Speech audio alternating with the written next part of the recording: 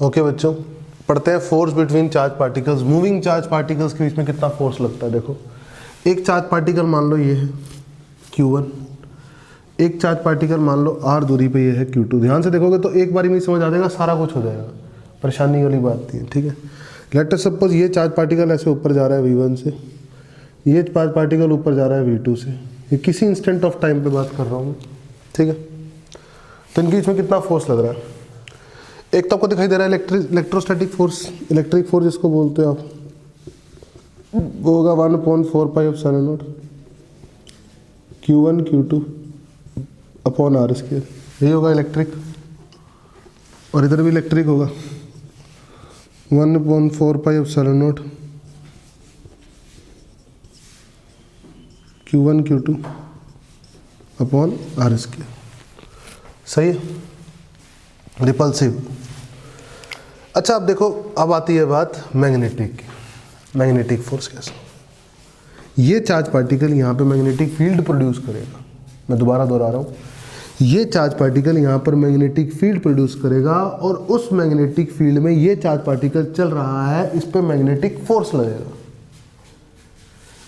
ये charge particle कितनी magnetic field produce करेगा, B1 कितनी करेगा, μ0/4 पाई। अभी हमने सीखा, इंटू Q सीखा तो वो Q1 बनेगा, वेलोसिटी सीखी V1 वेक्टर बनेगी, cross R cap upon R square. तो मैग्नीट्यूड देखूंगा तो बनेगा μ0 Q1 V1 अपॉन 4 पाई R स्क्वायर, क्योंकि एंगल 90 डिग्री का है ना इनके बीच में। सही है। अब ये मैग्नेटिक फील्ड है, यहाँ मैग्नेटिक फील्ड है कैसी, V की तरफ हो, R की तरफ हो, अंदर मैग्नेटिक फील्ड अंदर है। अंदर मैग्नेटिक फील्ड में चार्ज पार्टिकल चल रहा है। पिछला चैप्टर आपने पढ़ा कि जब चार्ज पार्टिकल मैग्नेटिक फील्ड में चलता है तो उस पर फोर्स लगता है कितना, QV क्रॉस B। तो Q कितना, Q2, V2 cross B, V2 इधर, B अंदर, फोर्स इधर आ गया, मैग्नेटिक फोर्स इधर लग गया। Magnetic force on charge particle 2 कितना लग गया, magnetic force on charge particle 2 Q2 V2 cross B।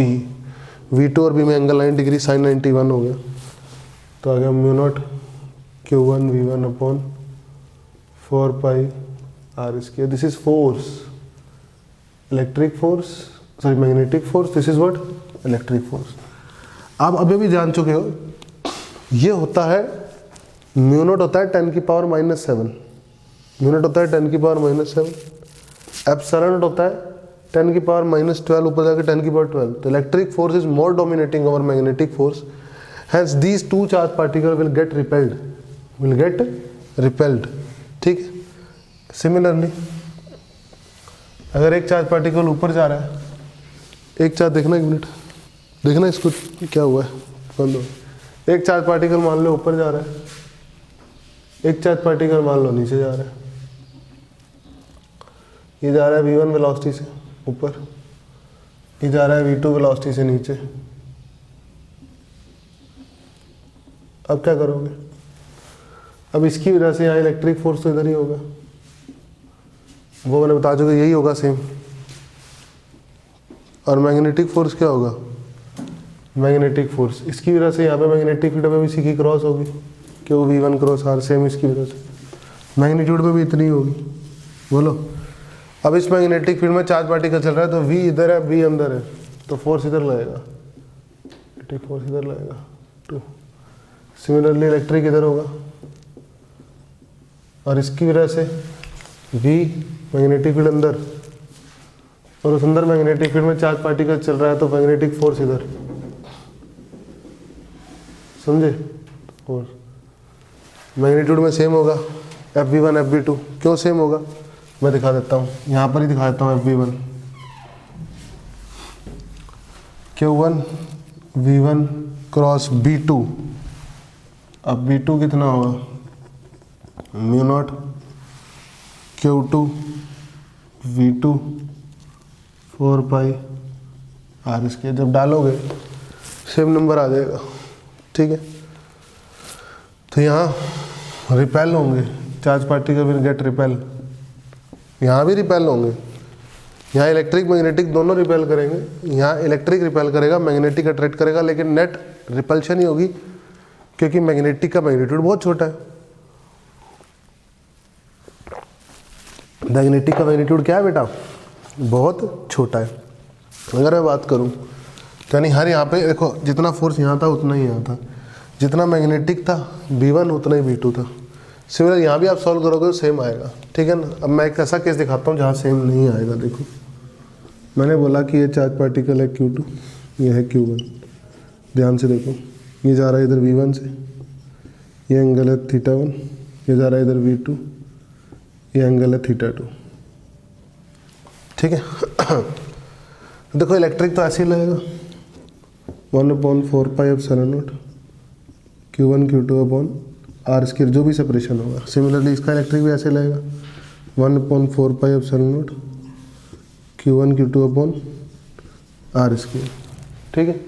Magnetic कैसे लगेगा, मैग्नेटिक कैसे लगेगा इसका मैग्नेटिक लगेगा कुछ ऐसे।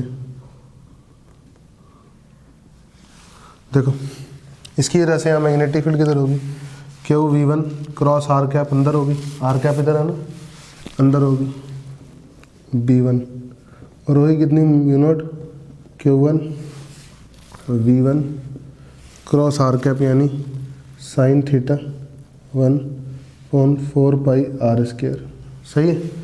और यहाँ मैग्नेटिक फील्ड इसकी वजह से Q2 V2 cross Q2 V2 cross R, यहाँ इस चार्ज पार्टिकल कैसे यहाँ मैग्नेटिक फील्ड क्रॉस R बाहर होगी और होगी कितनी B2 होगी, कितनी होगी μ0/4 पाई होगी Q2 V2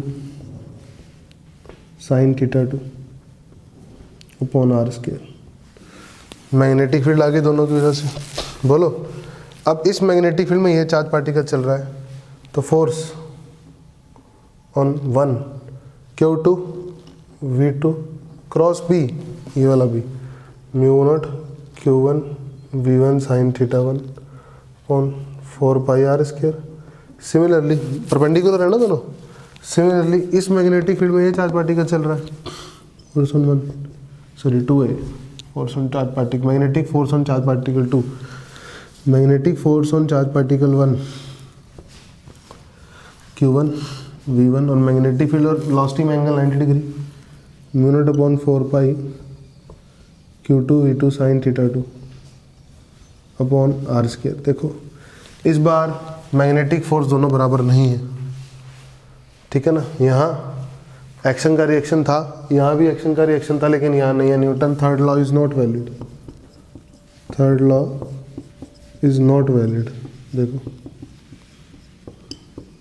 ठीक है ना, इस बात को आपको ध्यान रखना है। इस केस के लिए न्यूटन थर्ड लॉ वैलिड नहीं है। और डायरेक्शन की बात करूँ तो मैं डायरेक्शन कैसे आएगी, देखो ये V है, B है, परपेंडिकुलर ऐसे आएगी मैग्नेटिक फोर्स की डायरेक्शन।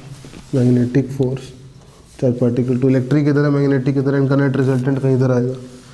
और इसका V2 V क्रॉस B बाहर है परपेंडिकुलर ऐसे, मैग्नेटिक फोर्स 1, ठीक है। और इस इलेक्ट्रिक का और इस मैग्नेटिक का दोनों का रिजल्टेंट नेट इलेक्ट्रिक है।